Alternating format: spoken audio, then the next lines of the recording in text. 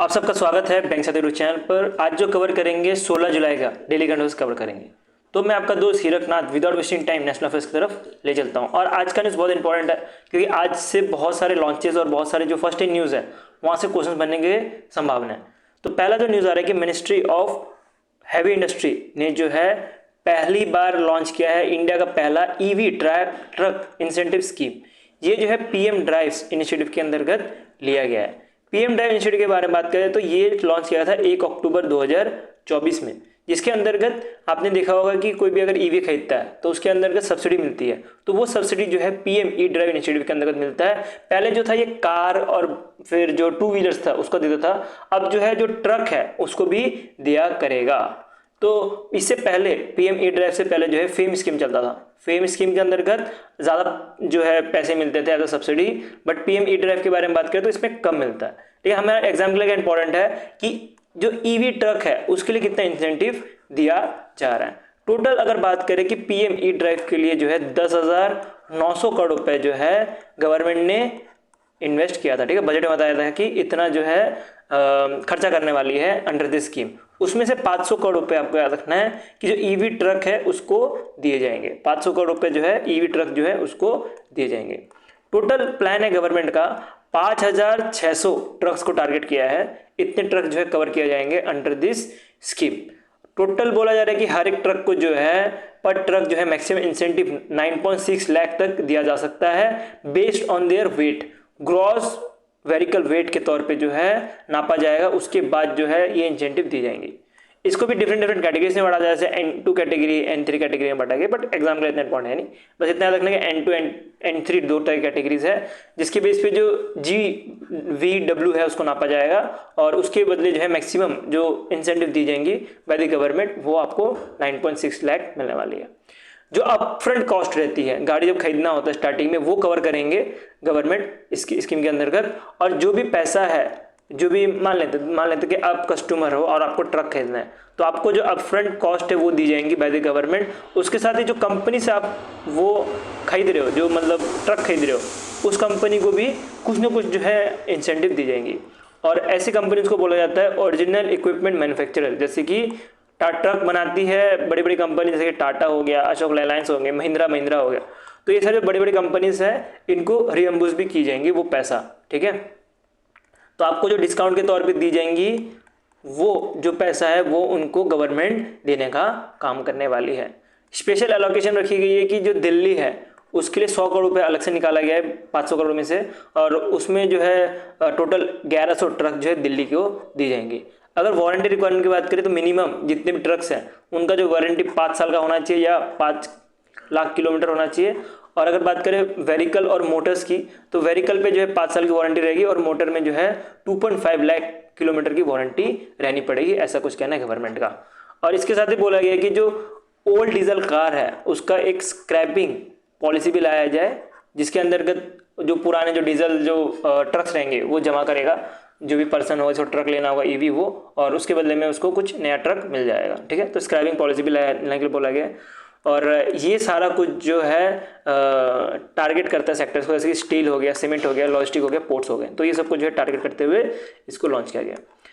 एक चीज़ और ध्यान देनी है कि जो सेल है स्टील अथॉरिटी ऑफ इंडिया, इसका प्लान है कि टोटल 150 ई ट्रक्स प्रोक्योरमेंट करने का नेक्स्ट 2 ईयर्स में। ठीक है, तो ये जो स्कीम है इसके अंतर्गत जो सेल है स्टील अथॉरिटी ऑफ इंडिया, ये जो है टोटल 150 ई ट्रक जो है प्रोक्योर करने का काम करेंगे। ठीक है, बाकी आप जो है यहाँ से पढ़ सकते हो, पीएम ई ड्राइव के बारे में यहाँ पे आपको लिख के दे दिया। नेक्स्ट चलता है, नेक्स्ट आ रहा है संचार मित्र स्कीम। संचार मित्र स्कीम के बारे में बात करें तो इसका अभी पहला आउटरीच सेशन था BSNL भवन गुवाहाटी आसाम में। ठीक है, तो यहाँ पे जो संचार मित्र स्कीम के अंतर्गत संचार मित्र बनाया गया था। संचार मित्र कौन होंगे? ये स्टूडेंट वॉलंटियर होंगे जो IIT NITs या डिफरेंट कॉलेज से आएंगे। इनको एज ए डिजिटल एम्बेसडर बनाया जाएगा, जो कि टेलीकॉम अवेयरनेस उसके साथ इंप्रूव करेंगे, डिजिटल लिटरेसी, और जो सिटीजन और इंडिया टेलीकम्युनिकेशन के बीच में जो एक गैप है उसको जो है कवर करने का काम होने वाला है। ठीक है, तो इनको जो है एक तरह से वॉलंटरी जो भी स्टूडेंट आना चाहते हैं वो आ सकते हैं, और उनको जो डिजिटल एम्बेसडर बनाया जाएगा, जिसको ये बोल रहे हैं संचार मित्र। ठीक है, तो इनका काम रहेगा कि जो डिजिटल अवेयरनेस है उसको प्रमोट करने का।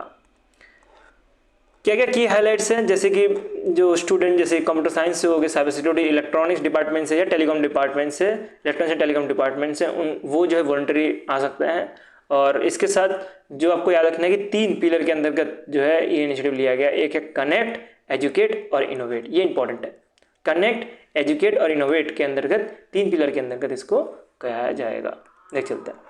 नेक्स्ट है ministry of agriculture and farmer welfare ने जो है 7 नए एग्रीकल्चर प्रोडक्ट ऐड किए गए हैं इनाम प्लेटफॉर्म पर। इनाम प्लेटफॉर्म मतलब electronic national agriculture market platform के अंतर्गत टोटल 7 नए प्रोडक्ट ऐड किए गए हैं। टोटल प्रोडक्ट के बारे में बात करें, टोटल जो है 238 प्रोडक्ट्स हो गए हैं। अब इनाम पोर्टल या तो इनाम प्लेटफॉर्म के बारे में समझने से पहले हमें APMC के बारे में समझना पड़ेगा। APMC मतलब क्या है? Agriculture product market community. ये जो है एक तरह से मान सकते हो कि स्टेट गवर्नमेंट बनाती है। स्टेट गवर्नमेंट जो है ये एक तरह से कमेटी बनाती है जिसका काम होता है फार्मर जो भी अपना सामान लेके आ रहा हो उसको MSP मिनिमम सपोर्ट प्राइस में बेचा जाए। क्योंकि बात करें कि जो भी गवर्नमेंट है FCI food corporation of India, ये फार्मर से एक्वायर करती है जो भी फार्मर के प्रोडक्ट्स हैं वो, और वो जो है MSP मिनिमम सपोर्ट प्राइस के अंतर्गत एक्वायर किया जाता है और वो एक्विजिशन होती है APMC के द्वारा। फार्मर क्या करता है? फार्मर जो भी अपना प्रोडक्ट है, मान लेते शुगर केन है, शुगर केन जो है APMC में लाता है और फिर APMC क्या करता है? उसका ऑक्शन किया जाता है। जो ज़्यादा अच्छा ऑप्शन देता है उसको जो है पूरा का पूरा शुगर केन बेच दिया जाता है और वो प्राइस जो है पब्लिकली दिया जाता है। ठीक है, पब्लिकली जो है अनाउंस किया भी जाता है कितना जो है प्राइस में वो बेचा गया। तो और इसकी वजह से जो फार्मर को बेनिफिट हो जाता है कि फार्मर को इधर उधर मार्केट में घूमने की जरूरत नहीं पड़ती और इसके साथ ही जो इस फार्मर्स को जो है मिनिमम जो सपोर्ट प्राइस है वो भी मिल जाता है। अब ये चीज़ जो है ये सिर्फ ऑफलाइन होता था जो कि स्टेट गवर्नमेंट करती थी। अब इसको ऑनलाइन कर दिया गया है जिसका नाम इन्होंने इनाम पोर्टल रख दिया गया है और ये सेंट्रल गवर्नमेंट का प्लेटफॉर्म है। इसके अंतर्गत भी सेम चीज़ होंगी। इसके अंतर्गत भी जो भी फार्मर्स हैं वो ऑनलाइन ब्लीडिंग कर सकते हैं। फार्मर्स के साथ जो सेलर्स हैं, जो ट्रेडर्स रहेंगे वो ऑनलाइन ब्लीडिंग कर सकते हैं। उसका रियल टाइम प्राइस डिस्कवरी ये सब जो है ये सारी चीज़ें रहेंगी। इसके साथ जो ऑक्शन है वो भी ट्रांसपेरेंट रहेगा। तो ये इनाम पोर्टल के बारे में बात करें तो ये जो है 2016 में लॉन्च किया गया था और ये एक तरह से पैन इंडिया डिजिटल प्लेटफॉर्म है। टोटल अभी के टाइम पे 7 प्रोडक्ट जो है ऐड किए गए हैं, जैसे कि शुगर केन हो गया, फिर मरचा राइस बिहार का है, उसके साथ कटरनी राइस, जोरदालू मैंगो ये GI टैग है बिहार का, ये भी एडेड है।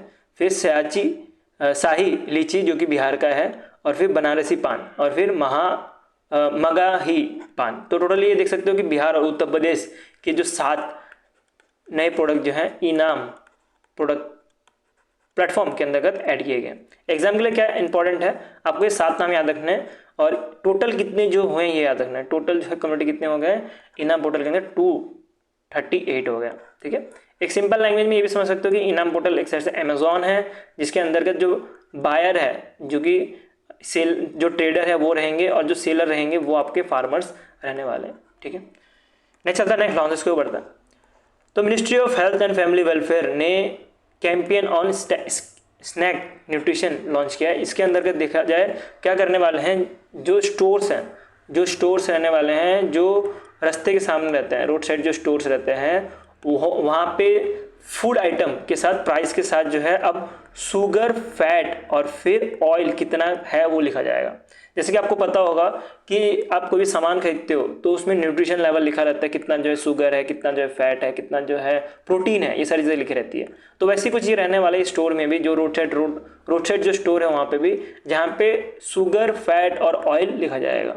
ठीक है, अब इसको पायलट बेस पे जो है एम्स नागपुर महाराष्ट्र में चलाया जाएगा और इसके साथ ही ये अवेयरनेस भी फैलाने का काम करेगा कि लोगों को कि शुगर कितना, फैट कितना, ऑयल कितना, और फिर वो सही डिसीजन ले पाए कि उनको सामान खाना है कि नहीं। अब मान लेते समोसा है तो समोसा में कितना शुगर तो होता नहीं, वैसे फैट और ऑयल है वो बताया जाएगा। ठीक है, उसका सॉल्ट कितना है वो सारी चीज़ें जो है बताया जाएगा। ठीक है, इसके साथ ही बोला गया कि ministry of Health and Family welfare के द्वारा कि जो वर्क प्लेस है वहाँ पे भी जो स्टेशनरी हो गया या पब्लिकली जो भी जगह है गवर्नमेंट ऑफिस के आसपास, वहाँ पे भी जो है हेल्थ मैसेज देने के लिए बोला गया है और हेल्दी फूड ऑप्शन भी रखने के लिए बोला गया है। एग्जाम के लिए जो इंपॉर्टेंट है मैंने आपको ऊपर ही समझा दिया कि जो शुगर, फैट और ऑयल है इसके लिए अवेयरनेस फैलाने के लिए दुकानों में देख सकते हो ये ऐसा पोस्टर लगाने के लिए बोला गया है। ठीक है, नेक्स्ट न्यूज बढ़ते हैं।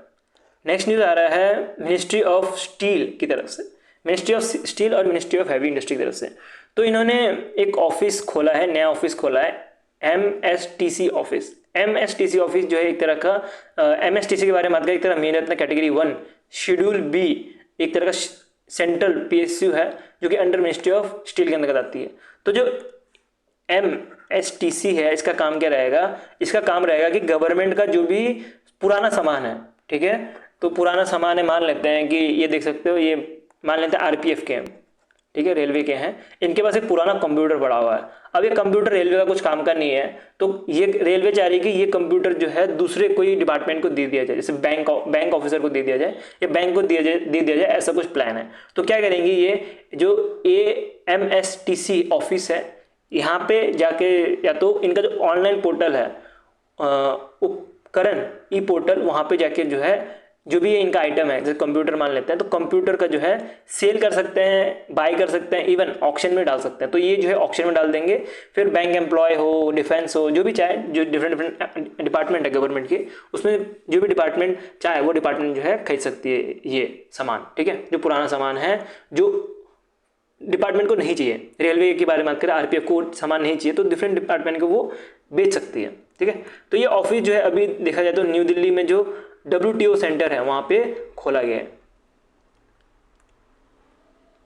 नरोजी नगर में खोला गया, ठीक है, नरोजी नगर न्यू दिल्ली में इसको खोला गया है। ये क्या करने वाला है, जैसे मैंने आपको ऑलरेडी बताया, हेल्प करेगा अदर गवर्नमेंट डिपार्टमेंट और PSUs को कि वो बाय, सेल और ऑक्शन कर पाए जो उनके पास स्क्रैप आइटम्स रखे हैं या ओल्ड मशीन्स पड़े हैं जो कि उनके कुछ काम के नहीं है, बट जो दूसरे डिपार्टमेंट है उनके काम के हो सकते हैं। इसकी इवन उनके पास अगर सरप्लस गुड्स पड़े हो, कुछ टेबल पड़ा हो, चेयर पड़ा हो, तो वो सब भी जो है बेच सकते हैं, ठीक है। तो ये जो है एक तरह से E-ऑक्शन, E-प्रोक्योरमेंट और स्क्रैप डिस्कम्पोजल के लिए बहुत अच्छा काम करने वाला है, स्क्रैप डिस्पोजल के लिए अच्छा काम करने वाला है, ठीक है। अब मैंने आपको ऑलरेडी बता दिया कि ये जो पोर्टल है उपकरण पोर्टल जो है ये MSTC पोर्टल के लिए, जो MSTC ऑफिस बनाया गया है इसी के लिए बनाया गया है, जिसके अंतर्गत जो भी गवर्नमेंट ऑफिस है उनको हेल्प करेगा ऑनलाइन प्रोक्योरमेंट करने के लिए, सामान जो है ऑनलाइन खरीदने के लिए या ऑनलाइन बेचने के लिए भी।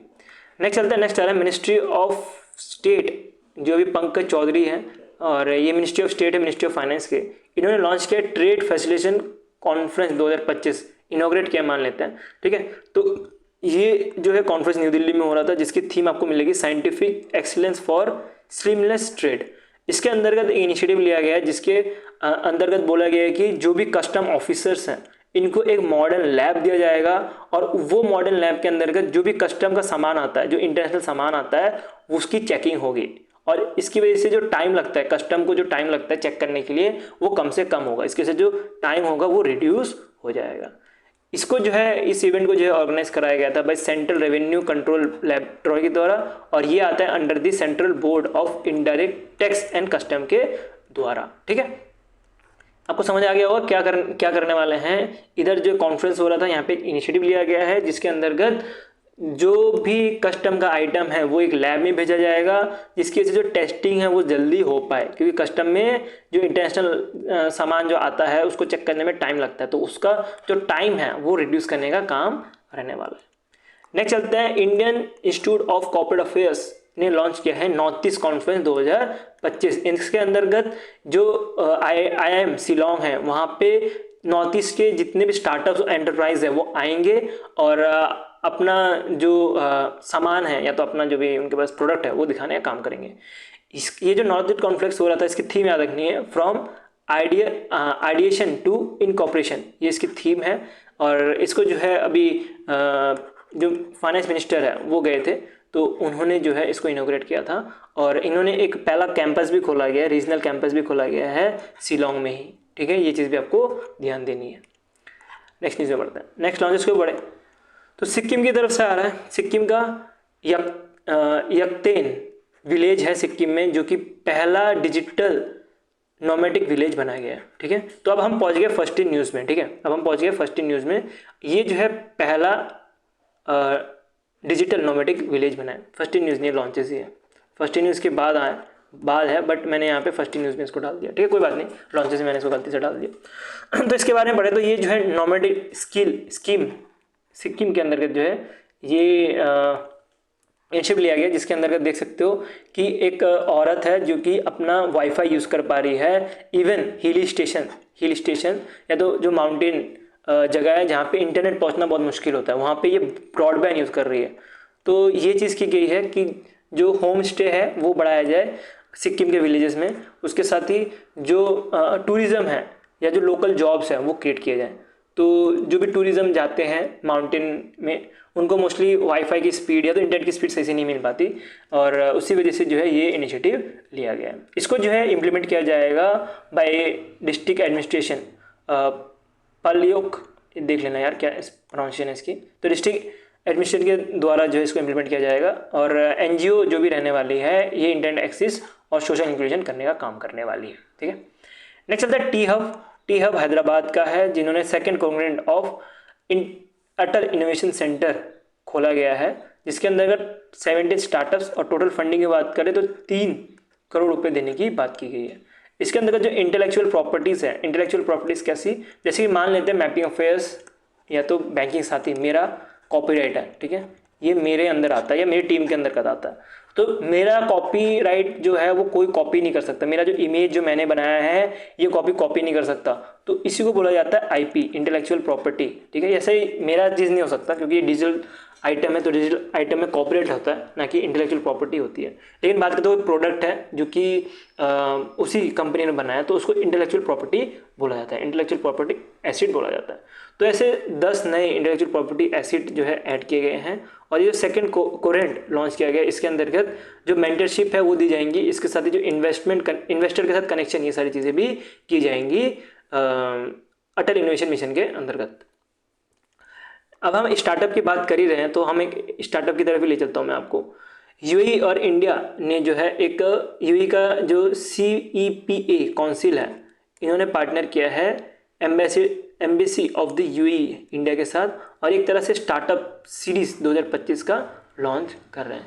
ये एक तरह का स्टार्टअप सीरीज है जिसके अंतर्गत जो इंडिया का जो स्टार्टअप है वो यूएई में जाके जो है अपना पिच कर सकते हैं। ठीक है, तो ये पिच अभी मुंबई में हो रहा था, ठीक है, मुंबई महाराष्ट्र में हो रहा था, और इसको बोला गया है स्टार्टअप सन डाउनर, ये बोला गया है। और इसके बाद जो है अपकमिंग जो पिच मिलेगा आपको वो न्यू दिल्ली में मिलने वाला है, इसका एक और पिच होगा न्यू दिल्ली में। इसी दौरान एक MOU भी साइन किया गया था UICC और फिर जो society for innovation and entrepreneurship है, इनके द्वारा जो IIT मुंबई के इंक्लूसिव हब है, ये उन्होंने साइन किया था कि जो हाई पोटेंशियल स्टार्टअप्स हैं वो यूएई मार्केट में जा पाए इसके लिए। ठीक है, तो ये चीज़ भी आपको ध्यान देनी कि एक MOU भी साइन किया गया है यहाँ पे।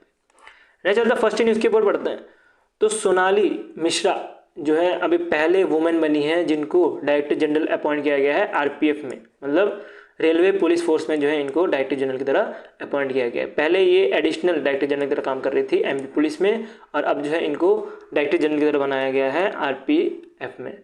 ये जो है एक IAS ऑफिसर है, IPS ऑफिसर है, और इनकी अपॉइंटमेंट जो अप्रूव की गई है बाई कैबिनेट कमेटी के द्वारा।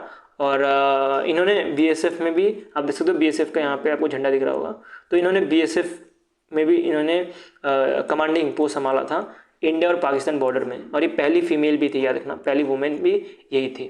ठीक है, तो पहली वुमेन थी जो BSF के कमांडिंग संभाल रही थी, और पहली वुमेन है जो कि DG बनी है RPF में भी। ठीक है, तो ये है फर्स्ट न्यूज़ का पहला न्यूज़। दूसरी न्यूज़ में बढ़े तो नासा का फर्स्ट ह्यूमन मिशन है जो कि मार्स में जाने वाला है, जिसमें आप देख सकते हो कि करसन जो कि सिर्फ 24 साल की ये लड़की है। ठीक है, ये सिर्फ 24 साल की लड़की है, और ये मार्स में जाने के लिए इनको ट्रेन किया जाएगा। मार्स में कब जाने वाली है नासा? 2030 में जाएगी, और इसको जो है अभी ट्रेन किया जाएगा। ठीक है, और ये यंगेस्ट बन चुकी है क्योंकि ये सिर्फ 24 साल की है, और अब इसको ट्रेन किया जा रहा है। ठीक है, और ये पहली वुमेन भी बनी है, या पहली ह्यूमन बनी है जो कि मार्स में जाने वाली है। ठीक है, 2030 तक। और इसको जो है ट्रेनिंग दी जाएंगी नासा का स्पेस कैंपस वर्ल्ड वाइड, जैसे कि USA, कनाडा, टर्की, जितने भी जगह हैं जो नासा का जो कैंपस है, स्पेस कैंपस है, वहाँ पे जो है ट्रेन किया जाएगा। और ये ओनली पर्सन है जो कि तीनों लोकेशन में जो है ट्रेन होने वाली है। अगर बात करें एनवीडिया के बारे में, तो एनवीडिया के बारे में आप सबको पता होगा, एक तरह की ग्राफिक बेस्ड कंपनी है, और ये बड़े बड़े जो GPUs रहते हैं, ग्राफिकल यूजर इंटरफेरेंस, वो बनाती है। तो एनवीडिया के बारे में बात करें तो एनवीडिया पहली कंपनी बनी है जिन्होंने 4 ट्रिलियन का मार्केट कैप हासिल किया है, ठीक है। ये तो 4 ट्रिलियन का जो मार्केट कैप है यूएस डॉलर वो हिट किया है। सेकंड नंबर पे आपको माइक्रोसॉफ्ट मिलने वाला है, थर्ड नंबर पे आपको एप्पल मिलने वाला है। अगर बात करें एनवीडिया के बारे में तो एनवीडिया का जो चिप है वो चैट जीपीटी, जिमिनी ये सारे भी यूज़ करते हैं, H100 और B200, ये चीज़ भी ध्यान देना, ठीक है। क्योंकि चैट जीपीटी के बारे में बात करें या तो जिमिनी के बारे में बात करें, ये सारे क्या है, एक तरह के एआई टूल्स हैं। एआई टूल्स को जो है हाई सीपीयू की तरह, हाई सीपीयू के साथ जो है हाई जीपीयू भी चाहिए होता है, तो इसलिए जो है एनवीडिया का ये लोग जीपीयू यूज़ करते हैं, क्योंकि एनवीडिया बहुत नामी जो है जीपीयू के तौर पे माना जाता है। आप सबको पता ही होगा ये सारी चीज़ें, तो जो गेमिंग खेलते हैं उनको तो डेफिनेटली पता होगा, ठीक है।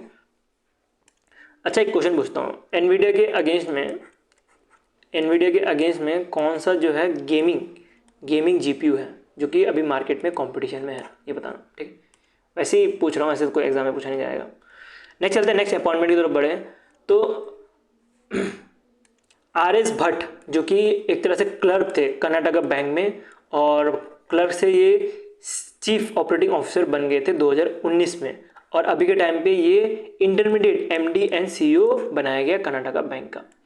इंटरमीडिएट MD एंड CEO का मतलब क्या हुआ, इनको जो है टेम्परेरी टाइम के लिए बनाया गया है, टोटल 3 महीने के लिए, जब तक नया अपॉइंटमेंट ना हो जाए तब तक जो है 3 महीने के लिए अपॉइंटमेंट किया गया है। ऐसा नहीं है कि 3 महीने तक इनको अपॉइंट किया जाएगा, बीच में अगर कोई नया अपॉइंट हो गया तो इनको हटा दिया जाएगा, ठीक है। तो अभी टेम्परेरी टाइम के लिए बनाया गया है, और ये रिप्लेस करेंगे श्री कृष्णा हरा शर्मा को, ठीक है, इनका नाम भी याद रखना है। नेक्स्ट चलते हैं, नेक्स्ट आ रहा है LIC के अभी के टाइम में जो ED थे, ठीक है, ये जो नए ED बने हैं, मैं थोड़ा नीचे कर देता हूँ, तो ये जो है पहले के टाइम पे ED की तरह काम कर रहे थे, अभी ये MD एंड CEO बने हैं, मतलब मैनेजिंग डायरेक्टर और चीफ एग्जीक्यूटिव ऑफिसर की तरह बने हैं LIC के, और ये रिप्लेस कर रहे हैं सतपाल बनाओ को। सतपाल बनाओ के बारे में बात करें तो इनको इंटरमीडिएट CEO बनाया गया था, जैसे कि अभी कर्नाटका बैंक के बनाया गया, सेम इंटरमीडिएट CEO इनको ही बनाया गया था, और ये जून में ही बने थे।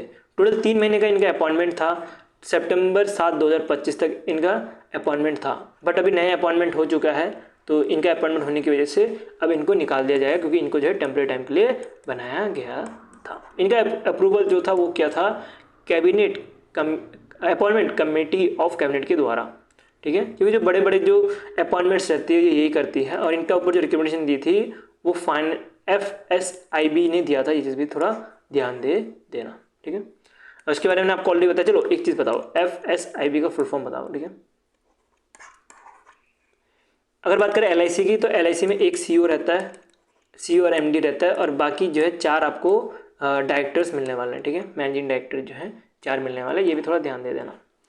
नेक्स्ट चलते एक अपॉइंटमेंट की गई थी कुछ नए गवर्नर्स की, हरियाणा, गोवा और जम्मू एंड कश्मीर तो लेफ्टिनेंट गवर्नर होता है, तो ये प्रेसिडेंट ऑफ इंडिया आर्टिकल 155 के अंतर्गत अपॉइंटमेंट किया गया है। गवर्नर ऑफ हरियाणा के बारे में बात करें तो ये प्रोफेसर AK घोष को अपॉइंट किया गया है, और इन्होंने रिप्लेस किया है बंदारू भट्टाचार्य को जो है इन्होंने रिप्लेस किया। क्या ये जो थे ये वेस्ट बंगाल के जो है थिंकर हैं, ठीक है, पॉलिटिशियन और फिर एकेडमिक थिंकर, ये चीज़ ध्यान देना है। हाँ, एक चीज़ ध्यान देना कि गवर्नर जो रहता है वो डिफरेंट स्टेट्स का रहता है। अगर हरियाणा में बनाया गया गवर्नर तो वो पर्सन जो है कोई दूसरे स्टेट से होगा, सिर्फ वेस्ट बंगाल से इनको लाया गया, ना कि वो हरियाणा से ही बिलोंग करते होंगे, ज़्यादा से ज़्यादा ये ट्राई किया जाता है। नेक्स्ट चलते नेक्स्ट आ रहा है गवर्नर ऑफ गोवा जो बनाया गया है वो पुष्पपति राजू को बनाया गया है, और ये रिप्लेस करेंगे पिल्ला जी को, ठीक है, PS श्रीधरन पिल्ला जी को रिप्लेस करेंगे। और इनके बारे में बात करें जो अशोक गजपति राजू थे, ये फॉर्मल यूनियन मिनिस्टर थे सिविल एविएशन के, जो कि आंध्र प्रदेश से आते हैं। देख सकते हो गोवा में गवर्नर अपॉइंट किया गया, लेकिन आते आंध्र प्रदेश से, ठीक है। नेक्स्ट चलते हैं lieutenant governor of Ladakh. Lieutenant governor of Ladakh जो है कावेंद्र गुप्ता जी को अपॉइंट किया गया, जो कि रिप्लेस किए हैं BD मिश्रा जी को, ठीक है। BD Mishra ji retire brigadier है, ये खुद ही अपना कुर्सी छोड़ दिए थे, तो अभी जो है नए अपॉइंटमेंट गुप्ता जी हुए हैं। ये सीनियर BJP लीडर हैं जो जम्मू एंड कश्मीर से आते हैं, और ये डिप्यूटी CM और स्पीकर भी हैं Jammu and Kashmir legislative assembly के। तो प्रेसिडेंट ने इनको इसलिए बनाया क्योंकि जम्मू एंड कश्मीर के बारे में बात करें तो जम्मू एंड कश्मीर पूरा एक स्टेट था, अभी के टाइम पे UT है। जब 370 हटा आर्टिकल्स के बाद जम्मू एंड कश्मीर एक UT अलग बन गया है और लद्दाख एक UT अलग बन चुका है। तो जम्मू एंड कश्मीर के बारे में बात करें तो जम्मू एंड कश्मीर में ऑलरेडी ये लेजिस्लेटिव असेंबली संभाल रहे थे, तो ये अच्छे संभाल पाएंगे लक्षद्वीप के एज ए लेफ्टिनेंट गवर्नर, और इवन बीजेपी कंट्रोल कर पाएंगे, इसी वजह से इनको बनाया गया। ठीक है, नेक्स्ट चलते हैं। नेक्स्ट अवार्ड के बारे में बात करें तो बहुत इंपॉर्टेंट अवार्ड है पेन पेडलर प्राइज 2025 का अवार्ड, जो कि यूके में दिया जाता है। ठीक है, तो यूके का जो इंग्लिश पेन है इसके द्वारा अवार्ड दी जाती है, और जो भी राइटर जो यूके आयरलैंड या तो कॉमनवेल्थ से आ रहे हैं उनको जो है ये अवार्ड दिया जाता है। ठीक है, तो इसको as a writer of courage भी बोला जाता है, जो अच्छा काम करता है, जो राइटिंग करता है बिना डरे, उनको जो है ये अवार्ड दिया जाता है। तो ये बहुत इंपॉर्टेंट पर्सन है। ठीक है, इनका नाम याद रखना एब्रोलेला। ठीक है, एब्रोलेला जो कि स्वीडन और फिर स्कॉटिश ऑथर है। ठीक है, इनका मैं प्रोनाउंसिएशन सही से कर नहीं पा रहा हूँ, इसको देख लेना। तो स्वीडन और फिर स्कॉटिश ऑथर है। ये जो है इनको जो है अवार्ड दिया गया है। किस वजह से इनको अवार्ड दिया गया है कि इन्होंने जो लिटरेसी कंट्रीब्यूशन किया था, faith, migration, life of Muslim women in displacement, उसके लिए जो है इनको ये अवार्ड दिया गया है। और पेन पेडलर अवार्ड के बारे में बात करें तो मैंने आपको ऑलरेडी बता दिया कि इसको जो है राइटर ऑफ करेज भी बोला जाता है। टोटल इन्होंने 6 नॉवल और 2 शॉर्ट स्टोरी भी लिखे हैं, और इसके साथ ही इनको पहला प्राइज़ भी मिला था फॉर अफ्रीकन राइटिंग के लिए 2000 में। ये कुछ स्टैटिक के न्यूज़ है, यहाँ से भी क्वेश्चन पूछे जा सकते हैं, तो इसको भी थोड़ा ध्यान दे देना। नेक्स्ट चलते हैं डिफेंस के ऊपर बढ़े। तो डिफेंस का एक एक्सरसाइज है जो कि इंडियन जो मिलिट्री है वो गई थी यूएस में नहीं, ऑस्ट्रेलिया में गई थी। ऑस्ट्रेलिया में गई थी जहाँ पे एक एक्सरसाइज हो रहा था तालिस्मान सब्रे 2025 का एक्सरसाइज, जो कि ऑस्ट्रेलिया का लार्जेस्ट बायलैटरल मिलिट्री एक्सरसाइज है। ठीक है, तालिस्मान, क्या अजीब से नाम है यार, तालिस्मान सब्रे 11th एक्सरसाइज था, जिसके अंतर्गत इंडिया जो है पहली बार पार्टिसिपेट लेने जा रहा था इस एक्सरसाइज में, जो कि इंडो पैसिफिक रीजन में फोकस करता है। ठीक है, तो यहीं से जो है हमारा पूरा डेली करंट अफेयर्स खत्म हो गया। मैं होप करता हूँ आपको समझ आ गया होगा चीज़ें। और पीडीएफ के बारे में बात करें तो पीडीएफ जो है आपको टेलीग्राम ग्रुप में मिल जाएगा, लिंक इन द डिस्क्रिप्शन। और वीडियो अच्छा लगा तो लाइक कर देना, ऐसी कंटेंट देखते रहना, सब्सक्राइब चैनल, और अपने दोस्तों को करंट अफेयर्स पढ़ने में इसको डिफिकल्टी होती है उसको वीडियो शेयर कर देना, और बताना कि कोई माइंड मैपिंग में भी करंट अफेयर्स पढ़ा रहा है और ईजिएस्ट वे में पढ़ा रहा है। ठीक है, तो हमारा जो वीडियो है अराउंड 30 मिनट्स के अंदर खत्म हो गया, और हमने बहुत सारे न्यूज़ेस कवर कर लिए डिटेल में। जो डिटेल में पढ़ना चाहिए वो मैंने आपको डिटेल में पढ़ा दिया, और जो डिटेल में ज़रूरत नहीं है पढ़ने की वो मैंने नहीं पढ़ाया। कुछ फ़ायदा नहीं हो सब चीज़ें डिटेल में पढ़ के, जो चीज़ पूछा जाता ही नहीं है। सो वीडियो अभी हम इतने रखते हैं, बाकी हम कल मिलते हैं। बाय।